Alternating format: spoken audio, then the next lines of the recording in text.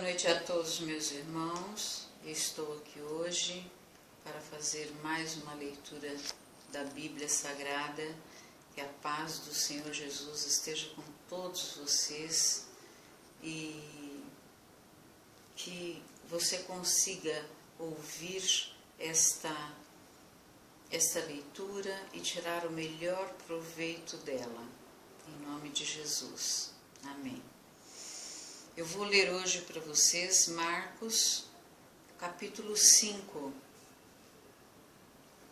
O endemoniado gadareno. E chegaram à outra margem do mar, à província dos Gadarenos. E saindo ele do barco, lhe saiu logo ao seu encontro dos sepulcros um homem com espírito imundo, e qual tinha a sua morada nos sepulcros, e nem ainda com cadeias o podia alguém prender. Porque tendo sido muitas vezes preso com grilhões e cadeias, as cadeias foram por eles feitas em pedaços, e os grilhões em migalhas, e ninguém o podia amansar. E andando sempre de dia e de noite, chamando pelos montes e pelos sepulcros e ferindo-se com pedras, e quando viu Jesus ao longe, correu e adorou-o. E clamando com grande voz, disse: Que tenho eu contigo, Jesus, Filho do Deus Altíssimo? Conjuro-te por Deus que não me atormentes. Porque lhe dizia: Sai deste homem, espírito imundo. E perguntou-lhe: Qual é o seu nome? E lhe respondeu dizendo: Legião é o meu nome, porque somos muitos. E rogando-lhe muito que os não enviasse para fora daquela província. E andava ali pastando no monte uma grande manada de porcos, e todos aqueles demônios lhe rogaram, dizendo: Manda-nos para aqueles porcos, para que entremos neles. E Jesus logo lhe o permitiu. E saindo aqueles espíritos imundos, entraram nos porcos, e a manada se precipitou por um despenhadeiro no mar. Eram quase 2.000 porcos, e afogaram-se no mar. E os que apacentavam os porcos fugiram e o anunciaram na cidade e nos campos. E saíram muitos a ver o que era aquilo que tinha acontecido. E foram ter com Jesus, e viram o endemoniado, o que tivera legião, assentado, vestido, em perfeito juízo, e temeram. E os que aquilo tinham visto, contaram-lhes o que acontecera ao endemoniado e acerca dos porcos, e começaram a rogar-lhe que saísse do seu território. E, entrando ele no barco, rogava-lhe o que fora endemoniado que o deixasse estar com ele. Jesus, porém, não lhe o permitiu, mas disse-lhe: Vai para a tua casa, para os teus, e anunciai-lhes quão grandes coisas o Senhor te fez e como teve misericórdia de ti.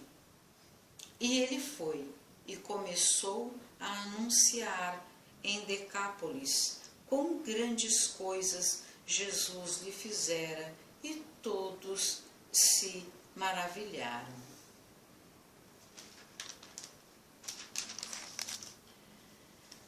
Aqui, no capítulo de 1 a 20, Jesus procurava ajudar os gentios, mesmo em situação aparentemente sem esperança. A cura em casos de possessões demoníacas ilustra a vitória do sobrenatural sobre forças malignas de poder incomum. Demônios são seres espirituais perversos que têm personalidade e inteligência e podem procurar se expressar através de outra criatura viva. Podem dispor de uma força sobrenatural e estão cientes do destino de Deus para eles. Aparentemente, são anjos caídos que participaram da rebelião de Satanás. O termo com espírito imundo, endemoniado, é citado em outras descrições no Novo Testamento, incluindo outras formas como processo de demônios e atormentado por espírito imundo. Não há evidências nas Escrituras de que crentes podem ser possuídos pelo demônio. A responsabilidade dos cristãos não é procurar por aqueles seres, mas estar cientes da existência e possível influência deles e da autoridade de Jesus Cristo, para fazer oposição a eles. Satanás e seus demônios agem por meio da tentação, da oposição direta à obra de Deus e de variados níveis de influência, opressão e possessão. Os demônios podem causar males físicos, bem como distúrbios emocionais. Além disso, eles trabalham no âmbito da mente,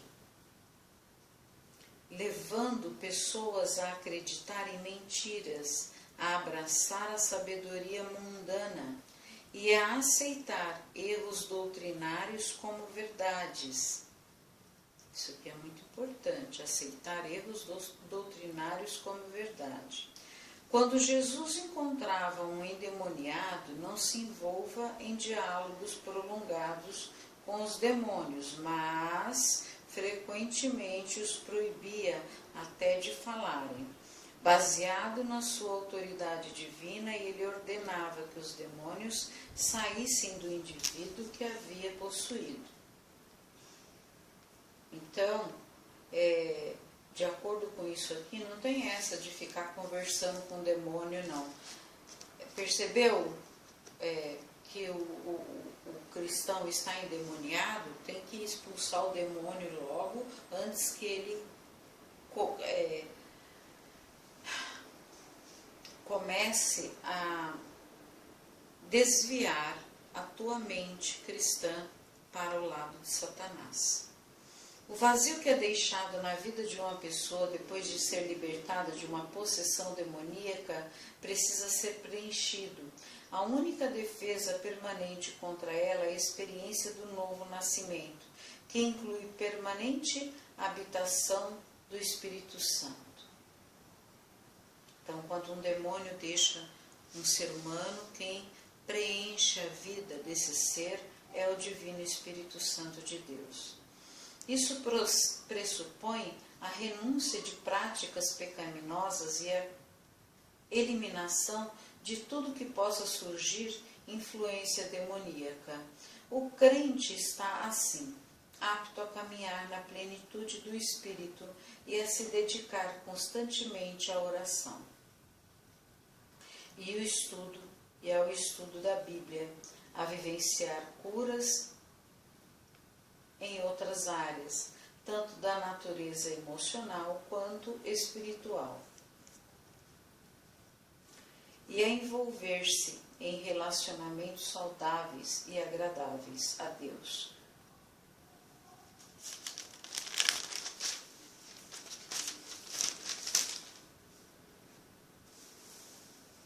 Eu vou ler agora sobre a filha de Jairo. A filha de Jairo, a afirmação de Jesus de que ele era o Messias aumentou as expectativas do povo judeu.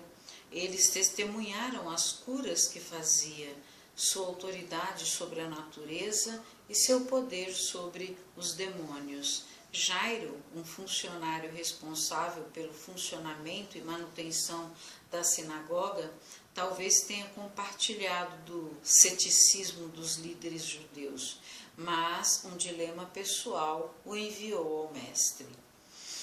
filha de 12 anos de idade desse pai desesperado estava à beira da morte. Nessa jovem mulher estava a esperança do futuro de sua família judaica.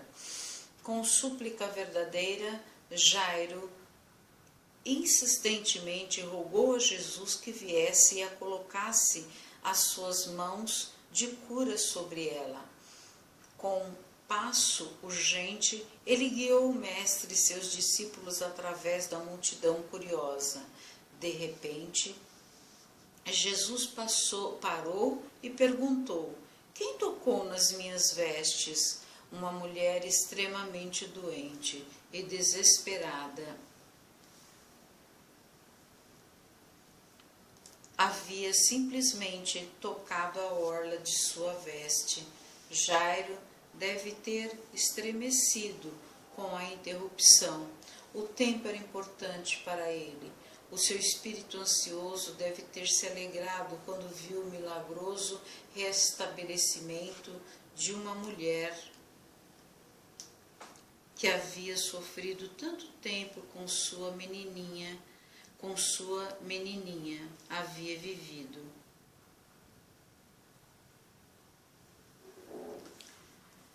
Mas, naquele momento de regozijo, seus próprios servos chegaram com notícias trágicas. Sua filha havia morrido, era tarde demais. Naquele instante de desesperança, Jesus lhe falou: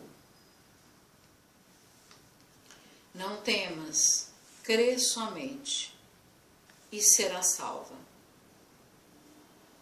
O Senhor ajudou Jairo a voltar o foco para a fé e esperança.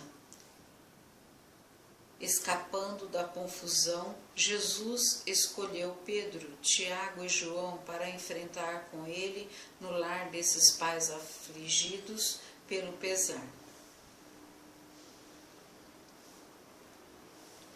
Os enlutados estavam no local e Jesus disse: a menina não está morta, mas dorme. Ouvindo isso, zombaram com descrença. Ele ordenou que as carpideiras saíssem e, na tranquila privacidade, segurou a mão da menina morta e disse: levanta-te, menina. A menina se levantou e caminhou, e o médico dos médicos ordenou que lhe dessem comida. Somente o Salvador pode dar vida a todas as jovens. Ele se preocupa profundamente com elas.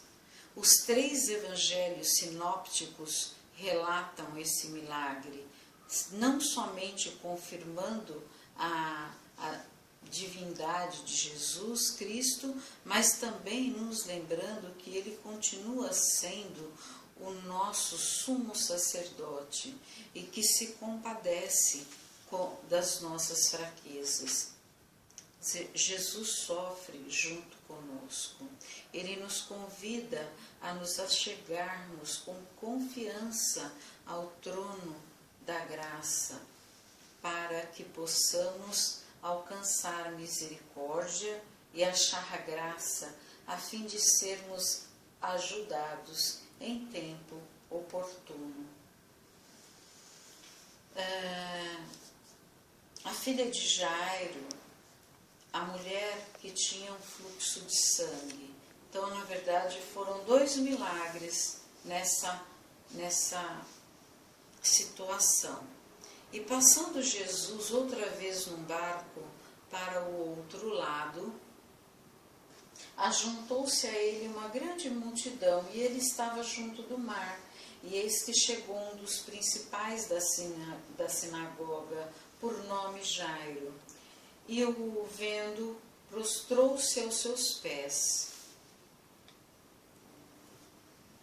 e rogava-lhe muito, dizendo: minha filha está moribunda, rogo-te que venhas e lhes impõe as mãos para que sare e viva.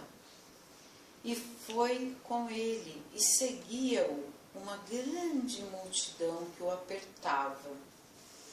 E certa mulher que havia 12 anos tinha um fluxo de sangue. Vejam, a filha de Jairo tinha 12 anos, e essa mulher, há 12 anos, tinha um fluxo de sangue. E naquela época, durante a menstruação, você tinha que ficar afastado de todo mundo. Quem tinha fluxo de sangue constante, como essa mulher, era considerado uma pessoa impura, não podia ir à igreja, não podia ficar junto com a família. E que havia padecido muito, com muitos médicos, e despendido tudo quanto tinha, nada lhe aproveitando isso, antes indo a pior. Ouvindo falar de Jesus, veio por detrás, entre a multidão, e tocou na sua vestimenta, porque dizia: se tão somente tocar em suas vestimentas, sararei. E logo se lhe secou a fonte do seu sangue, e sentiu no seu corpo estar já curada daquele mal. E logo Jesus, conhecendo que a virtude de si mesmo saíra, voltou-se para a multidão e disse: quem tocou nas minhas vestes? E disseram-lhe os seus discípulos: vês que a multidão te aperta e dizes: quem me tocou? E ele olhava em redor para ver a que isso fizera. Então a mulher, que sabia o que lhe tinha acontecido, temendo e tremendo, aproximou-se e prostrou-se diante dele e disse-lhe toda a verdade. E ele lhe disse: filha, a tua fé te salvou, vai em paz e ser curada deste teu mal. Estando ele ainda falando, chegaram alguns do principal da sinagoga, a quem disseram: a tua filha está morta. Para que enfadas mais o mestre? E Jesus, tendo ouvido essas palavras, disse ao principal da sinagoga: não temas, crê somente. E não permitiu que alguém o seguisse, a não ser Pedro, Tiago e João, irmão de Tiago. E tendo chegado à casa do principal da sinagoga, viu o alvoroço e os que choravam muito e pranteavam. E entrando, disse-lhes: por que vos alvoroçais e chorais? A menina não está morta, mas dorme. E riram-se dele. Porém ele, tendo-os feito sair, tomou consigo o pai e a mãe da menina e os que com ele estavam, e entrou onde a menina estava deitada. E tomando a mão da menina, disse-lhe: Talita cumi, que traduzido é: menina, a ti te digo, levanta-te. E logo a menina se levantou e andava, pois já tinha 12 anos, e assombraram-se com grande espanto. E mandou-lhes expressamente que ninguém o soubesse, e disse que lhe dessem de comer. Então Jesus ressuscitou a menina e pediu que lhes desse de comer. Qualquer um que fosse tocado por essa mulher que estava sangrando se tornaria impuro. No entanto, quando ela tocou Jesus, ele a purificou. Isso é muito importante.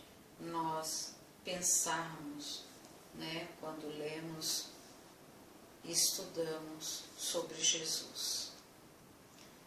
Bom, queridos amigos, mas claro que isso é impossível, porque Marcos escreve com uma clareza tão grande que não há nem necessidade de ficar explicando cada parábola, cada parágrafo, enfim. Eu espero que, como essa leitura é de cura, que todos vocês que ouçam esta oração sejam curados em nome de Jesus. Que seu corpo seja limpo, curado, que sua família, seus amigos sejam curados em nome de Jesus. Amém. Glória a vós, Senhor.